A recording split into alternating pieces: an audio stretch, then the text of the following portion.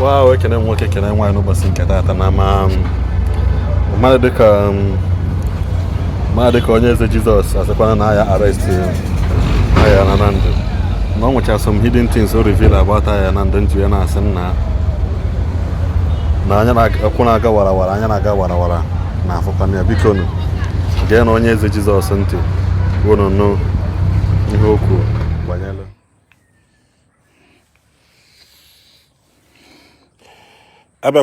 Ladies and gentlemen, share this message. Share this message.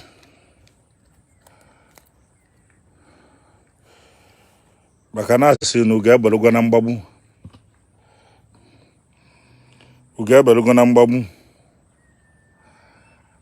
Ayaya na Nando ga-apụta. Ayaya na Nando will come out and apologize to the ụmụnna of Okombu ọkpọrọ afa, because na mgbe ọ na-eme ife ọ na-eme ọ na-apịta aka with obere nwa ụmụnna Okombu anọrọ na ya, ụmụnne ya anọrọ na ya, nne na nna ya anọrọ na ya. So fonya bụ agadi ekwe nka imepe ọnụ si na ya na-atụ ụmụnne Okombu, generation Okombu ọkwa na Isa ka ọ sa. Share this message because ọ dị mkpa. Share ka olu ofa nso. Maka na dịka m kwuru mgbe ịma na m gwara Ayaya si ya last time mbali ya mba. Si anya na-enekwa anụ ka ọ maa na o nwere onye o mejọ tụrụ ya na mmụọ. Maka nya nwa na-efilu na ya na-atụ mmadụ na-alụsị nwee ike ọ bụrụ na-atụgwo onye nwe na mmụọ. Maka ife onye bele ebe o believe na alụsị na-egbu mmadụ, atụ ya nwe na alụsị, alụsị ga-egbu ya. I don't believe in such nonsense. Mana fonya nwee ịkpọ ụmụnna n'ọrụ onwefe afa and ụmụnne o tiri onwe ya na is a threat of life. O tiri onwe ya na nsogbu. Anyị mana ọ nwere ife ọ ga-eme, mana enyi dị ka ọ marụ na ọ bụrụ okwu niile ka a na-ekwu anyhow. Ayaya na Nando should be arrested because there are a lot of evidence against him. Ayaya mana ife gị na that small boy na-eme adịrọ mma na ọwa ya ka unu na-egbu. Jee chịkọla okwute tii n'ife nwa see fanọ ịchaka mmụọ. And ndị nnene si akpọtasị inyete ịkpọtasị kwụọ na line ndị Ụmụdịọka. It's another threat of another village. Ịma na imesi ife niile a wee nwee authority je deceive ndị okenye fa bupụta alụsịfa. Call m receive from ndị Nando.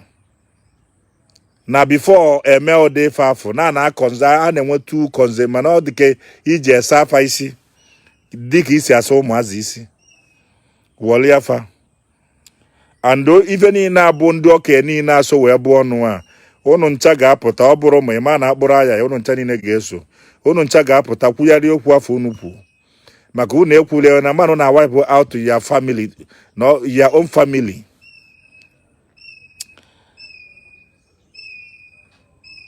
Amara m ka unu si, amara m ka ndị okenye si eme ife ka ụmụazị. Ayaya mana gị na ndị Nando na-enwebu problem before wee chụba gị n'ajọ ọfịa maka ebe anyị nọ bụ n'ajọ ọfịa. Ọ bụrụ na village ike nọ. Igili ya moda moto, ibili ya moda moto on Sunday o mee birthday na Asaba. Ịhapụzi nọ na Nando wee mee birthday ọ bụrụ na Asaba. Ka email my birthday. Ọ bụgoro na mama anyị na control ị nwere ike isi ya mama na ọnwụ nwere ebe a nara eje. Ka aka ya esikwa yi. Onwe ife bụ na mmadụ bịa ikpe email ya gị bụ onye alụsị ịlụalụ ya ọlụ. Mịa bụrụzi ya na ọlụ ya afọ agalọ. Mfe bụ na mmadụ bịa igbu onye wayo. Ị na-emezi expect na gị na Okombu ga-anọ forever wee na-egbu ndị mmadụ wayo. Okombu nupụrụ m isi maka na ọ bụ na ọ nupụrụ m isi na otego Chineke ma last year mgbe o bido bebe na nke ya ka ndụ ya ọdụ jụọ Okombu si Okombu hapụ ndị a. Most of them nwee mgbe ha bịasị na nke mfụ ụdị mmadụ ha bụ wee ma na efe adịrọ tụ afa ga jụọ Okombu si na nke ndị a pụta. Ife a gị na ya na-eme 419 agwa m ya Okombu ọsị daddy brother mbịa kịta ihe enye m ego a na-enye m ọ bụrụ na mbịa kịta biko brother na mma apụta na mma apụta na mma apụta ọkwụya ka ọ nọ wee luo taa ọkwụya ka ọ nọ fuchia this message please all the very important gị bụ onye okenye wee nọdụ asị okenye onye akpọrọ Nnamdị Nwagbuo maka afọ ya ezigbote afọ ya bụ Nnamdị ọ Nnamdị ka ọ bụ Nnamdị Nwagbuo wee kpọrọ ụmụazị si na mmadụ 100 ịchaka mmụọ mmadụ 50 ịchaka mmụọ ana nwa na-abịakwuo na omenala nwa na-eme ana m aka ụka mana ama m anya omenala ọga onye ọbụla si na ya na-eme alụsị ada agwọla ọgwụ. Let me educate you people very much. Mana ụmụaka kịta ebe ọbụla na-agba afa a na-agwa afa a na-arọchi duto gịnị na-enwe mgbe ndị ụka bute eme ya onwefe maka ndị ụka bido ihe a. Ọ bụrụ na pastọ ada aka ọnụ ọ bụrụ na ndị ụka na-agbụ nwefe eziokwu ụmụ ife niile ama ndị ụmụaka ama na-arụ ọchị na alụsị na-eje achọpụwa na arụsị. Even nke a melụ my daddy n'Enugu steeti Reverend Fada Ejike Mbaka ekwensu ji wee kechie ụmụazị because na that man ana m ekwu na mbụ that Reverend Fada Mbaka so na onye amụma nna respect until I die. O so na Reverend Fada nna respect anọ na ministry o so na Reverend Fada nna respect wee luo taa.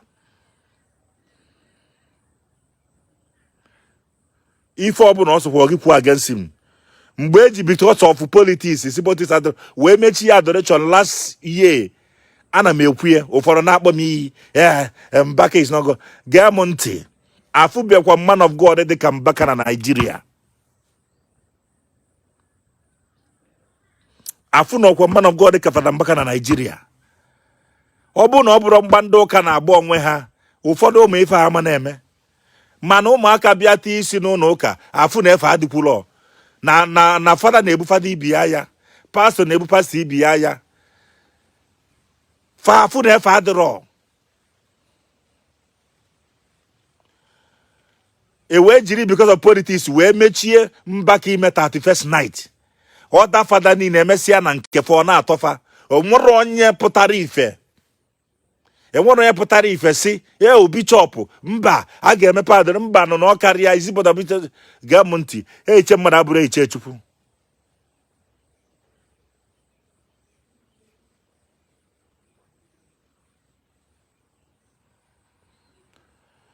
Why? Eziokwu na ọbụla ekpere niile fada kpelụ mmadụ na-aga ọbụla ọgwụ niile dọkịta nye mmadụ na-alụ ọrụ mana ọ bụ ozi nke iti enwe ndị ya alụlọ like ọlụ ekpele dịba agbụ ife na-alụ bụ ọlụ ekpele ndị mmadụ si na nna eme dibịa ndị mmadụ si na nna agwọ ọgwụ for because na famara ife a na-akpọ ọlụ ekpele dị iche all spiritual things. Enwe ndị ya alụlọ ọlụ ekpele ọlụ fa aga ozugbo Chineke maka na okwe na-enwele ọlụ akwụsịkwu na okwe na-enwele ọlụ so enwereli ọlụ ekpele na o dipendi ka isi wee ghọta ya. Okwu ofu ndị ụka anụ na-ebu pastọ ibefe ya ụmụazị adịzịa confused. Pastọ do n'enu ọta ọ na-akọcha pastọ ibie na-ekwentị ka ọ bụ ọ kele ọlụ eke mmadụ nche ama mbịa n'enu ọta na-eprichi repentance. Enwe ndị bụ ọlụ kavaketa nwee ndị bụ ekpele nwee ndị bụ ihene. Ọ bụrụ na ọ bụrụ ya na Ayaya ama mme ụmụ mmadụ ihe a Ayaya ma mpụta kịta asị ndị mmadụ bịa na were be ịchaka mmụọ 300,000 fa na-arụ ọchị. Ayaya ịma na imelụ ndị mmadụ igbukwu wayo nke gị. Ayaya ị ga-ayọ biko publicly. Ndị okenye niile afọ idisivu ebupụtasịa nonsense ebupụte fancha ga-apụtakwa because no most of them na kịta na-ekele mụ na ekọwala ọlụfọ ọfụma no bọdịvatụ anya ka afafụ gị bụ onye kele mụ na ibu na mmụọ nwunu na-ebu yerisi na unu bụ mmụọ maka na mmụọ na-anala unu uche. Gị bụ ekele mụ na ibu mmụọ abịa na kpesala ya ife ejua na-ese mana ọ gbasara m ife a unu na-eme na ife gbasara m bụ ka o si wee kpọba ụmụnna afa ụmụnna abụọkwa m ụmụnna ya o because ọ bụ onye uke mmụọ bụ onye mkpọ mana why do ịmakwa na aha ya na confession ka imere ife a dịka m na-agwa gị ịma na onwe ka mmadụ ga-esi ligide ego mmadụ ligide ego ofu ụbọchị ofu ife alapụta ya gbakwanụ m ebe onye bụ alụsị na-eje na họteelụ eke ọgwụ maka mgbe a sị na-eje na Lagos ka eje ekebezi ọgwụ na Lagos ka eje ekebezi ya mmiri mgbe a ka nnọma na ebe n'ebe ya egbu I keep on calling Okomgbu retreat yourself nke bụ ijekwa na Lagos jee ka ọgwụ jee ke mmiri nya ọ na-ejezi crusade ka ndị ụka nọ nya alụsị jekwazi crusade omenala mma kwa bụ ịwa ọjị omenala mma bụ ịwa ọjị omenala mma a na-eji eziokwu eme omenala alụlụ a na-ada adị na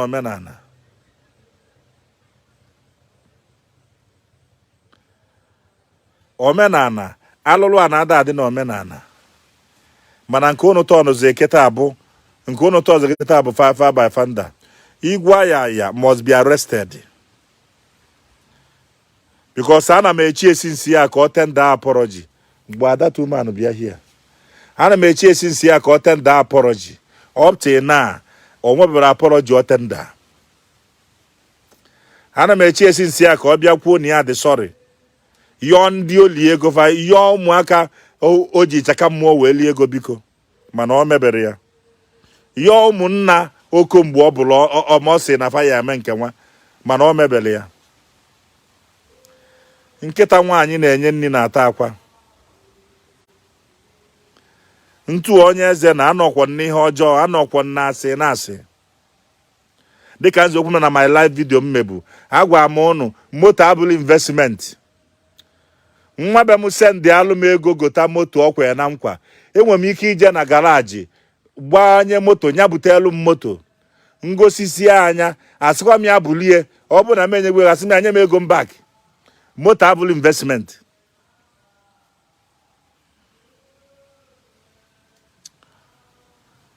n'afụlọ m obodo arụsị na-aga crusade maka ọ na ọdụ ka crusade ka ya sị na ya jee na Lagos jee na họteelụ ife ọbụla unu na-eme n'ụwa makwa na unu ga-aza ụja tomorrow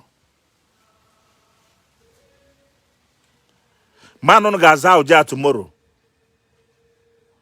agwa m ụmụaka be m ọ bụrụ na nlụalụ ya ọlụ ekpele ego bịa jee chọọ ha na ịya agba ego na moto abụrụ investment ikwe nkwa n'iyi egote alụ m moto olesi m ibie bịa iburugodi ya bịa nwere ya mesịa vidio eburu m ya chọọ kaadị na mmelie and moto igo 10 million taa ọga ichogodi ilie tata ịmanezi ya 10 million a ibugo na moto abụrụ achievement mana ọ bụla na ka ịgba 2 million taa ịchọọ ilie next 2 years ị ga-eleta ya 10 million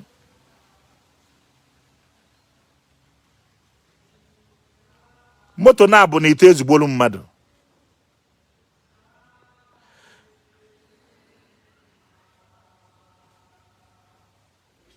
o nwee nwa mmanụ si mụ dadi hey na ịda agba moto na ebutere moto lachi nwa mmanụ butelu m moto o mesịa bịa na nke m dịsi ya ọfụ ọzịda moto nsị a na-elekwa m ya yes ọ bụ na ise ndị alụ m egie pesisie na iwu bụ na ya afụ dị moto ka ị were ya wee gosi ndị enyi ya evidence ife igote alụ m mmeje na kadina gwa onye kadina biko bi moto dị ntu a ka m sendị alụ nwa be m ka m were ya mee vidio ka ọ bụ na m gota moto mana ihe eburukwu ya nyekwa m ego m maka na enidoro m moto enwego m moto abụla achievement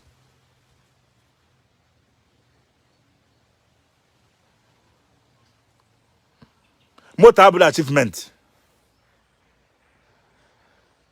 ụmụaka kịta Chineke mere ihe ebele ịlụta obele ego were na ya jee gbaa ana ọ ya bụ echiri na ọ bụ na ịlụta lọ ka iwere ana afụ lee wee lụkwu ya kọva moto abụrụ investment moto nwa be m gotarụ 330 egotalụ Jeep last year echo osiam ya lee kwuye enu agbanye n'obele ego ma na-elelu m ya.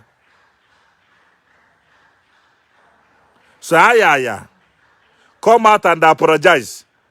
Iko mmadụ na-eju eju, iko gị juru eju. So emezine maka ka ị na-emekwa ka ị na-implicate yourself more. Ị kwesịrị ịma na ị nwere alụsị. There's no power there. Ndị mmadụ atụzi n'egwu na arụsị, there's no power there. There is no power there. Nya ga-akpọbazi ya arụsị na-eje crusade nụ.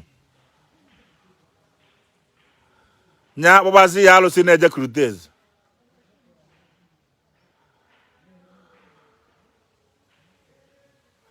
Akpọbazi ya arụsị na-eje crusade.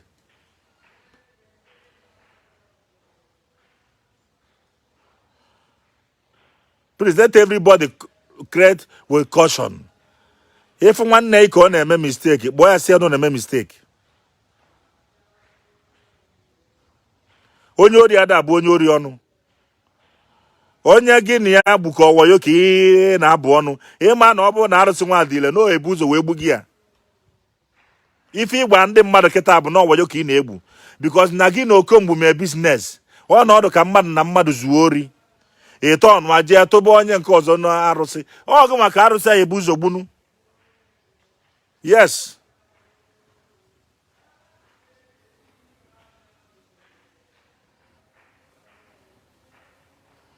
Come out and apologize now before it too late.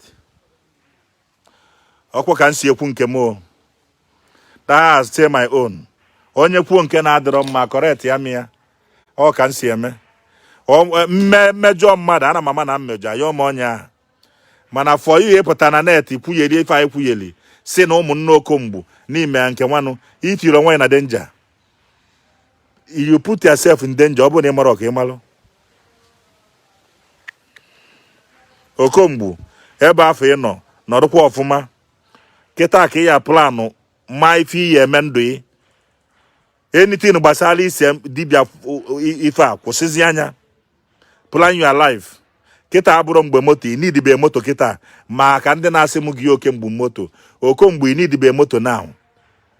Before mmadụ agba moto o enwe ego na akaụntụ. Ọ ga-adịcha ọnụ ego na akaụntụ.